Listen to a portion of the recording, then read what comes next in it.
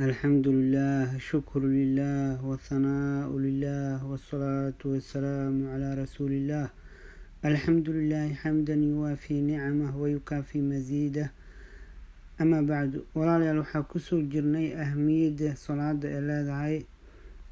xadiiskan waxaan kusoo qaadanaynaa salaada qofka marka uu salaada dukado inuu maaragtay malaa'igta ay u duceynayso, dambi dhaaf ilaahay u weydiinayso iyo naxariis.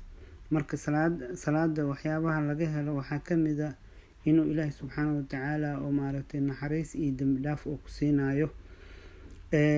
xadiiska waxaa warinayo wacanhu abi hureyra ayaa warinaya can abi hureyrata radiallahu canhu ana rasuula allahi sal ly wasalam.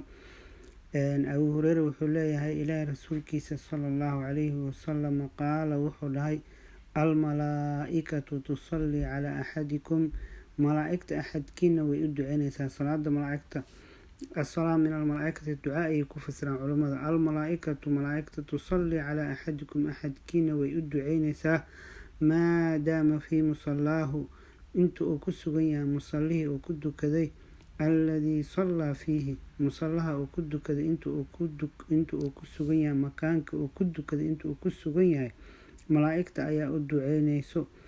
maa lam yuxdis, inta oo maaragta hadduusan la imaanin wax salaada buriyo. taquulu malaa'igta waxay leedahay allaahuma kfir lahu, ilaahayow dembigiisa dhaaf, ilaahayow u dembi dhaaf, allaahuma arxamhu, ilaahayow u naxariiso. rawaahu lbukhaariyu, xadiiska imaam bukhaari ayaa warinayo. marka ikhwaani, salaada marka aada dukatid lagama cararo meesha aad ku dukatid, waa lagu xasilaa, ilaahay subxaanahu watacaala la baryaa. malaa'igtana waa ilaahay waxay ku weydiinaysaa dembi dhaaf iyo naxariis. marka waxyaabaha salaada laga helo ayay kamid tahday inuu maaragtay ilaahay maaragtay naxariistiisa iyo dembi dhaaf xitaa malaa'igta ay ku weydiinayso.